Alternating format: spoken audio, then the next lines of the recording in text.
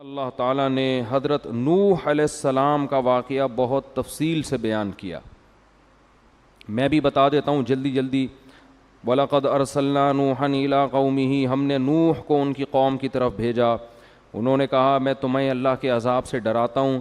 لوگ کہنے لگے مَا نَرَاكَ إِلَّا بَشَرًا مِثْلَنَا، آپ تو ہماری طرح کے انسان ہیں.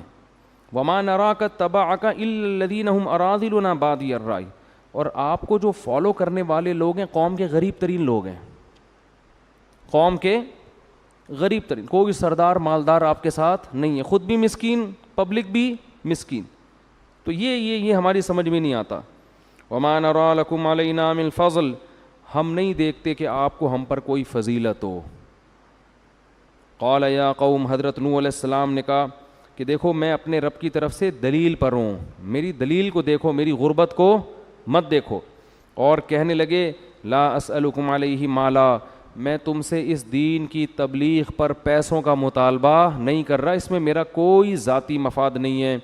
اور من ینصرنی من اللہ ان طردتہم، ان غریبوں کو اگر میں اپنی محفل سے نکال دوں گا تو مجھے اللہ کے عذاب سے کون بچائے گا. یہ آواز گونج رہی ہے، اس مائک کو سیٹ کریں یار، گونج رہی ہے نا آواز، کل بھی بہت خراب آواز گئی ہے. تو میں ان غریبوں کو اپنی محفل سے نہیں نکال سکتا. تو اسلام کی دعوت سب کے لیے بھائی، امیر غریب سب برابر ہیں اس میں. اور میں تم سے یہ نہیں کہتا کہ میرے پاس اللہ کے خزانے ہیں، نہ میں غیب کا علم جانتا ہوں، نہ میں فرشتہ ہوں. اور جن غریبوں کو تم دیکھ کے کہتے ہو نا کہ یہ کسی کام کے نہیں ہیں، میں ان کے بارے میں یہ نہیں کہتا کہ اللہ ان سے راضی نہیں ہے. ہو سکتا ہے اللہ ان کو بہت نوازے گا ان کے ایمان اور عمل کی وجہ سے. تو اللہ فرماتے ہیں 950 سال نوح علیہ السلام دعوت دیتے دیتے دیتے دیتے یہاں تک پہنچ گئے کہ قوم پھر ایک دن آپ سے کہنے لگی یا نوح قد جادلتنا فاکثرت جدالنا، اے نوح تو نے جھگڑا کیا اور بہت ہی کر لیا، 950 سال ہو گئے ہماری تیری بحث کو. تو یہ کہتا ہے کہ ان بتوں کی عبادت چھوڑ دو، ہم کہتے ہیں باپ دادا سے کرتے آ رہے ہیں. فاتنا بما تعیدنا، اب تو جو ہم سے عذاب کا وعدہ کرتا ہے نا وہ لے آ.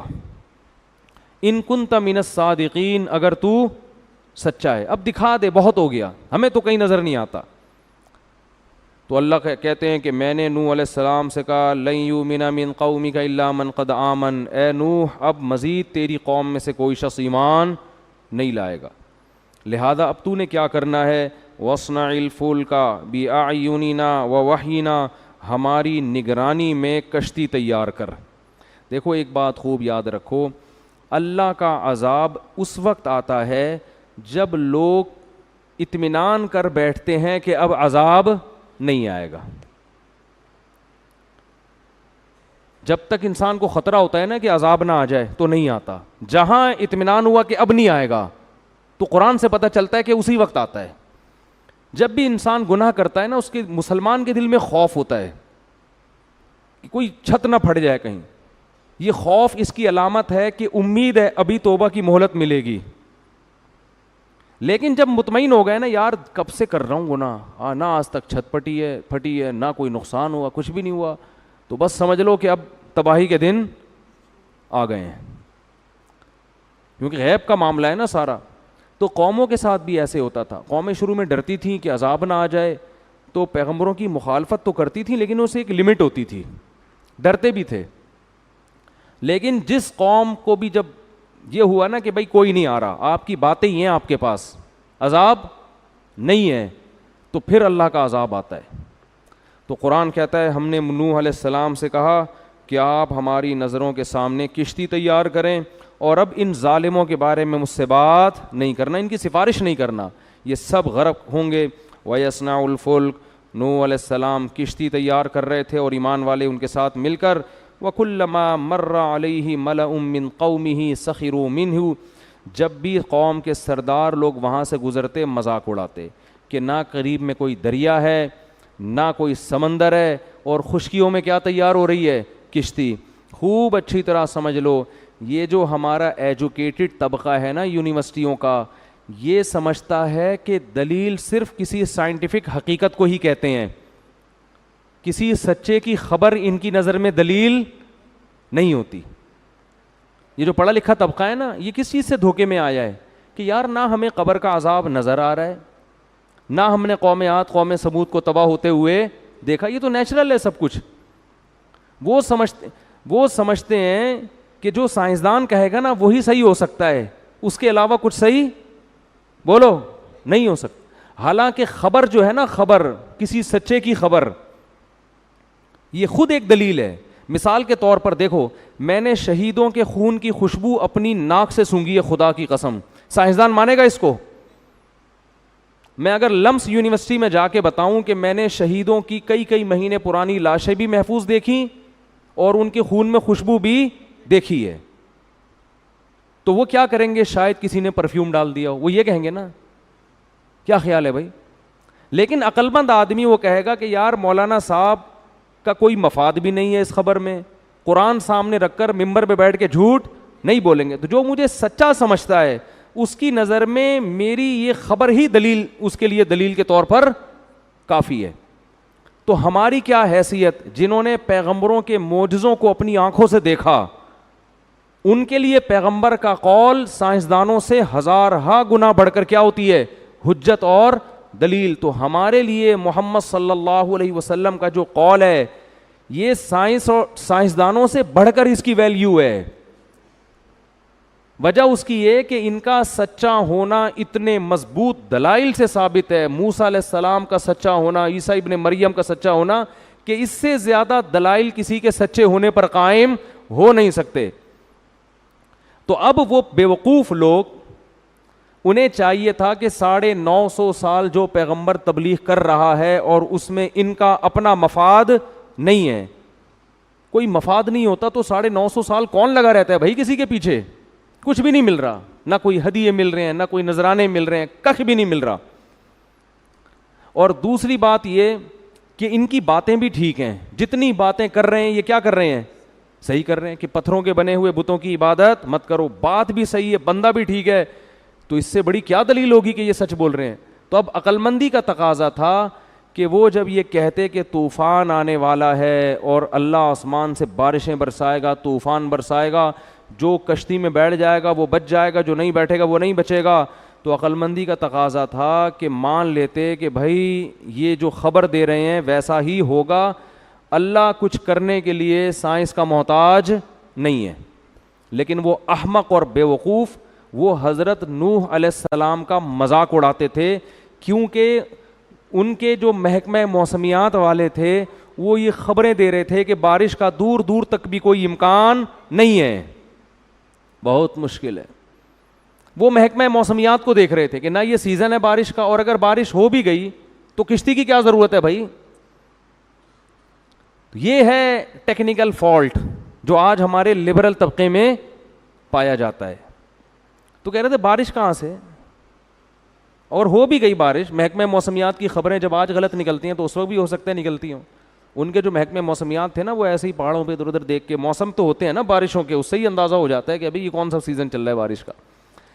تو اس لیے قرآن کہہ رہا ہے وہ بجائے ڈرنے کے کہ اب تو واقعی عذاب آ رہا ہے, اب تو یہ کشتی بنا رہے ہیں, طوفان کی خبریں آ رہی ہیں, تو قرآن کہہ رہا ہے کلما مر علیہ ملأ من قومہ سخروا منہ, جب بھی قوم کے سردار گزرتے نا مذاق اڑاتے.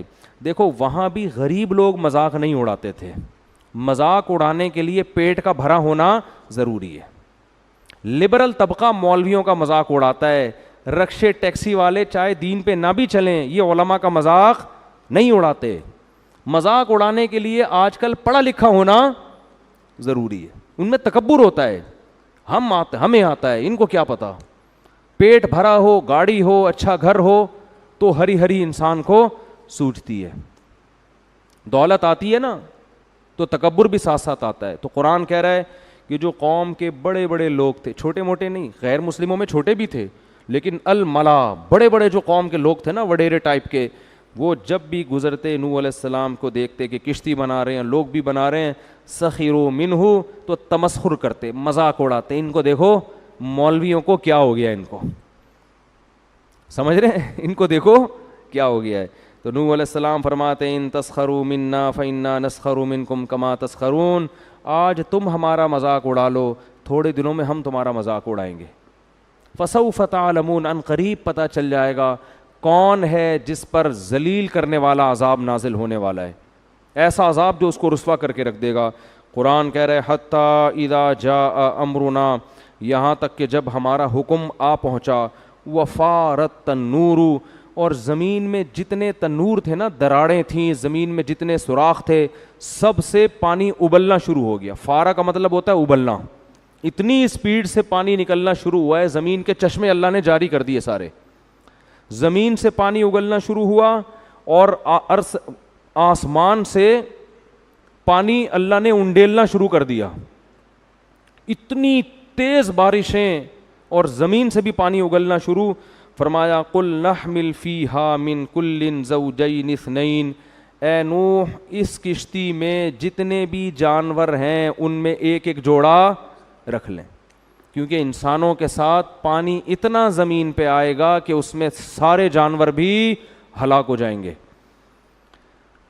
تو یہ جتنے جانور ہمیں نظر آتے ہیں نا, یہ سب ان جانوروں کے آل اولاد ہے جو نوح علیہ السلام کے ساتھ کشتی میں سوار ہوئے تھے, الا یہ کہ پانی کے جانوروں. تو بہت بڑی کشتی بنائی اور سارے, یا ہو سکتا ہے کچھ جانور اللہ نے بعد میں پیدا کیے ہوں. تو خیر جوڑے رکھ لیے اس میں. فرمایا ومن آمن, اور جتنے لوگ آپ کے ساتھ ایمان لائے ہیں نا ان کو بھی اس کشتی میں سوار کر لیں. وقال ارکبوا فیہا بسم اللہ مجریہا ومرساہا, اور اللہ نے فرمایا اس کشتی میں بیٹھ کر اللہ سے دعا مانگو کہ اللہ ہی کے نام سے اس کا چلنا ہے اور اللہ ہی کے نام سے اس کا رکنا ہے. یہ دعا ہے کشتی میں بیٹھنے کی بھی اور گاڑی کی بھی. لوگ گاڑی میں بیٹھ کے یہ دعا پڑھتے ہیں سبحان الذی سخر لنا ھذا وما کننا لہ مقرنین, یہ بھی ٹھیک ہے, لیکن گاڑی کی مشابہت کشتی سے زیادہ ہے. اس پہ کیا دلائل ہیں وہ ایک الگ ٹاپک ہے, اس لیے یہ والی دعا پڑھنی چاہیے, وہ بھی پڑھ لیں یہ بھی پڑھ لیں. تو ان ربی لغفور الرحیم, قرآن کہہ رہا ہے وہی تجری بہم فی موج. اب آپ دیکھو وہ غیر مسلموں نے دیکھ بھی لیا کہ کوئی محکمہ موسمیات کی خبر نہیں تھی, پھر بھی زمین سے پانی بھی اگل رہا ہے اور آسمان سے بھی گر رہا ہے, پھر بھی ان کو عقل بولو نہیں ہے کہ یار یہ اتفاق ہے, تیز بارش ہو رہی ہے. حالانکہ اب تو ایمان لانا چاہیے تھا نا, لیکن وہی ہے انسان کی عقل پہ جب پردے پڑتے ہیں نا خواہشات کے, تو اسے بات سمجھ میں نہیں آتی. قرآن کہہ رہا ہے وہی تجری بہم فی موج کالجبال, پانی اتنا اکٹھا ہو گیا کہ بڑی بڑی موجیں بن گئی اور اس میں کشتی پہاڑ کی طرح ہچکولے کھا رہی ہے اور اس میں چل رہی ہے. ونادى نوح ابنہ وکان فی معزل, بہت سے لوگ اس وقت تک غرق ہو چکے تھے. نوح علیہ السلام نے اپنے بیٹے کو دیکھا جو ایک کنارے پہ کھڑا ہوا ہے. اس کو نوح علیہ السلام نے پکارا یا بنی ارکم معنا, اے میرے پیارے بچے, اے میرے پیارے بیٹے. بنیا کا مطلب میرے پیارے بیٹے, محبت سے اس کو پکارا. ارکم معنا, آ جاؤ ہمارے ساتھ کشتی میں سوار ہو جاؤ. اپنا بیٹا ایمان نہیں لایا, دیکھیں. ولا تکن مع الکافرین, اور آج کافروں کا ساتھ مت دو, ان کے ساتھ مت ہو. کیا کہتا ہے جواب میں؟ قال سآوی الی جبل یعصمنی من الماء, ابا میں ایسے پہاڑ پہ چڑھ جاؤں گا جو مجھے پانی سے بچا لے گا. قد میرا لمبا ہے, پہاڑ تک تھوڑی پانی پہنچے گا, پہاڑ کے اوپر چڑھ جاؤں گا میں. قال لا عاصم اليوم من امر اللہ, فرمایا ہے میرے بیٹے آج اللہ کے اس عذاب سے تجھے کوئی نہیں بچا سکتا, صرف وہی بچے گا مر رحم, جس پر اللہ کا رحم ہوگا. یہ وہ طوفان نہیں ہے جو نارملی آیا کرتے ہیں جن میں پہاڑوں پہ چڑھنے سے بچت ہو جاتی ہے, یہ وہ نہیں ہے. یہ اللہ نے قوم کو تباہ کرنے کا ارادہ کیا ہے. اللہ فرماتے ہیں ابھی یہ آپس میں نوح علیہ السلام اور ان کے بیٹے کا مکالمہ چل رہا ہے. وحال بینہم الموج, ایک بہت بڑی لہر آئی ہے. فکان من المغرقین, اور اس لہر نے نوح علیہ السلام کے بیٹے کو پانی کے اندر غرق کر دیا, پوری قوم کو تباہ کر دیا اللہ نے. اور قرآن میں دوسرے مقام پر آتا ہے اغرقوا فادخلوا نارا, پانی کے اندر غرق کیا اور آگ میں داخل کر دیا. پانی کے اندر غرق کیا اور فا کہتے ہیں تعقیب مع الوصل, فوراً کوئی کام ہو. ادھر پانی میں غرق ہوئے, ادھر فوراً آگ میں داخل.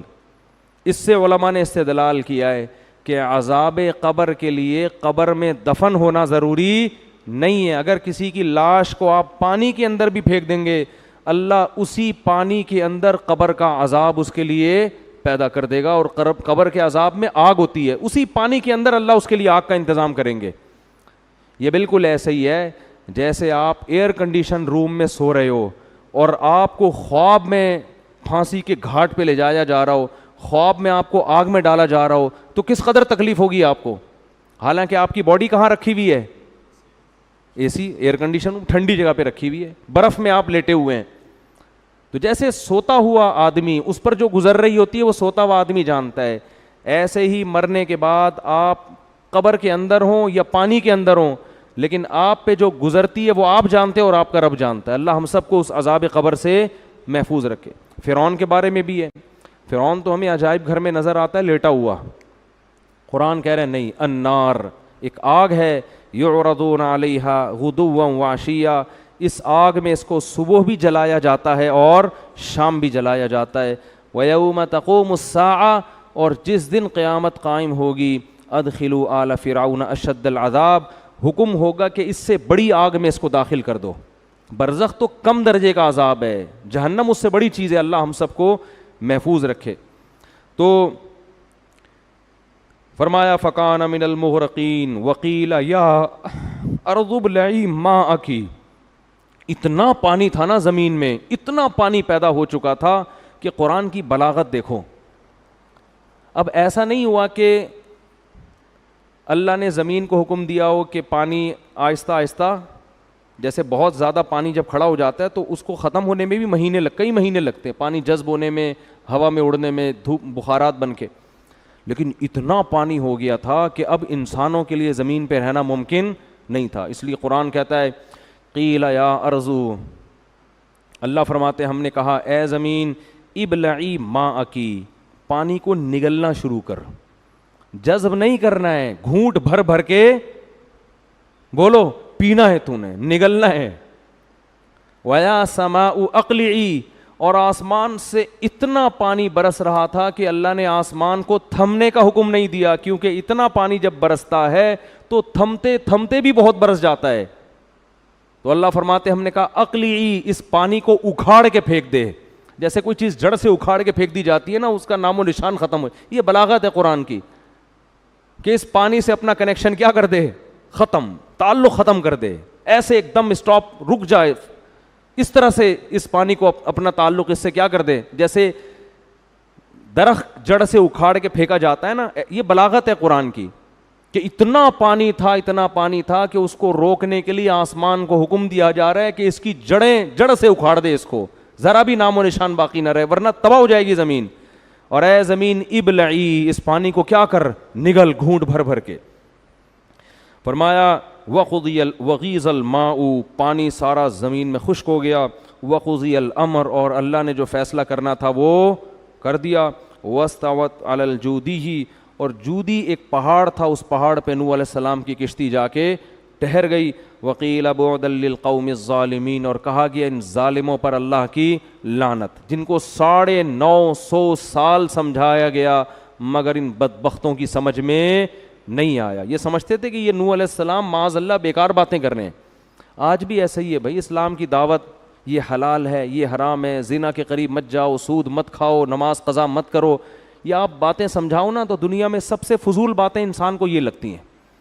کوئی اور بات کرو تو ایک دم اس کو بتاؤ یار وہ ایک پلاٹ آیا ہوا مارکیٹ میں بکنے کے لیے, فوراً کان کھڑے ہو جائے, یار وہ بحریہ ٹاؤن کے پلاٹ ہو گئے ہیں تھوڑے سے سستے, ایک دم آدمی جوش میں آ جائے. ہوتا ہے کہ نہیں ہوتا؟ تو ہماری نظر میں سب سے ہلکی دعوت اللہ کی ہے, اللہ کی نظر میں سب سے بھاری دعوت اللہ کی ہے, تو اللہ کی نظر میں سب سے زیادہ اہمیت اس کی ہے. تو قرآن کہتا ہے وَنَادَى نُوحٌ رَبَّهُ, نوح علیہ السلام نے اپنے رب کو پکارا. فقال رب ان ابنی من اہلی, اے اللہ میرا بیٹا بھی میرے اہل و عیال میں سے ہے اور وہ میرے آنکھوں کے سامنے غرق ہو گیا. وَإِنَّ وَعْدَكَ الْحَقُّ, تو نے وعدہ کیا تھا کہ میرے اہل و عیال کی حفاظت کرے گا, تیرا وعدہ جھوٹا نہیں ہو سکتا. اللہ تعالیٰ فرماتے ہیں یا نوح انہ لیس من اہلک, تیرا بیٹا تیرے اہل و عیال میں سے نہیں ہے، انہ عمل غیر صالح، اس کا عمل ٹھیک نہیں ہے، فلا تسألنی ما لیس لک بہ علم، ایسا سوال مجھ سے مت کر جس کے جائز ہونے کی تیرے پاس دلیل نہیں ہے، انی اعظک ان تکون من الجاہلین، اے نوح میں تجھے نصیحت کر رہا ہوں تاکہ تو ناسمجھ لوگوں میں سے نہ ہو جائے۔ حضرت نوح علیہ السلام کو اندازہ ہوا کہ اللہ میرے اس مطالبے پہ شدید غضبناک ہوئے، فوراً توبہ استغفار کرنے لگے۔ اعوذ بک ان اسألک ما لیس بہ علم، اے اللہ میں تیری پناہ مانگتا ہوں کہ میں تجھ سے ایسی دعا مانگوں جس کے جائز ہونے کی میرے پاس دلیل نہ ہو، وَإِلَّا تَغْفِرْ لِي وَتَرْحَمْنِي، اگر تو نے میرے اس دعا پر میری مغفرت نہ کی اور مجھ پہ رحم نہ کیا، اکم من الخاسرین، میں خسارے والوں میں سے ہو جاؤں گا۔ مغفرت کرنے کے میں نے یہ دعا کیوں مانگی؟ قیل یا نوح اہبط بسلام منا، اللہ فرماتے ہیں ہم نے نوح سے کہا، اے نوح اہبط، اتر جا اب زمین پر۔ نوح علیہ السلام کا طوفان وہ تھا جس میں ساری دنیا کے سارے انسانوں کو اللہ نے ہلاک کر دیا تھا، یا تو اس لیے کہ طوفان پوری زمین پر آیا، یا اس لیے کہ اس وقت دنیا کی آبادی اسی ایریے میں تھی، سب لاکھوں لوگ تھے، سب ہلاک ہو گئے۔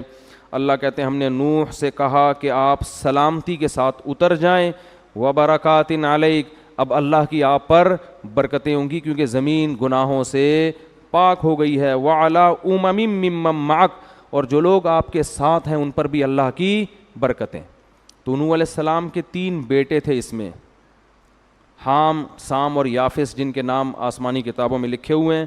آگے جتنی بھی نسل چلی ہے وہ ان 3 بیٹوں سے چلی ہے، تو اسی لیے حضرت نوح علیہ السلام کو آدم ثانی کہا جاتا ہے، دوسرے آدم۔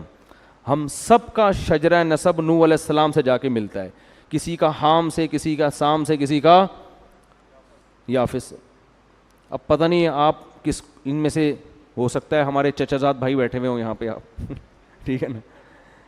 وہ تینوں بیٹے پھیل گئے تھے دنیا میں، پھر وہ ایک شیعہ ذاکر ہیں، انہوں نے تو پھر اتنی لمبی نسل ان کی چلائی ہے کہ وہ ایک بیٹی ملیشیا تھی، اس کا نام ملیشیا پڑ گیا، پھر ایک کراچی آئی تو اس کا نام، وہ تو پورا ان کا پروگرام تھا نا، جن کا انتقال ہو گیا وہ تھوڑا زیادہ ہو گیا تھا، ٹھیک ہے نا، وہ تھوڑا کیا ہو گیا تھا کہ وہ پھر ایک بیٹا وہاں چلا گیا، پھر اس کی ایک بچی کی شادی ہوئی، وہ وہاں گئی تو اس کا نام ملیشیا تھا، تو اس کا نام ملیشیا پڑ گیا، تو کراچی وہ پورا انہوں نے رپورٹ پیش کی ہے۔ بہرحال تو اللہ فرماتے ہیں ہم نے نوح سے کہا کہ آپ پر اللہ کی برکتیں، وَأُمَمٌ سَنُمَتِّعُهُمْ، اور ایک قوم ہوگی جن کو ہم فائدہ دیں گے اور پھر ان کو بھی یہی دردناک عذاب پہنچے گا، کیونکہ ابھی تو یہ صحیح چلیں گے، آہستہ آہستہ ان کی نسل میں پھر نافرمان لوگ پیدا ہونا شروع ہو جائیں گے۔ جیسے تبلیغ میں جب چلہ لگا کے آؤ نا، 4 دن تک تو ایسا لگتا ہے اس سے زیادہ نیک دنیا میں کوئی پیدا ہوا ہی نہیں ہے، تھوڑے دنوں میں پھر وہیں ڈرامہ دیکھ رہا ہو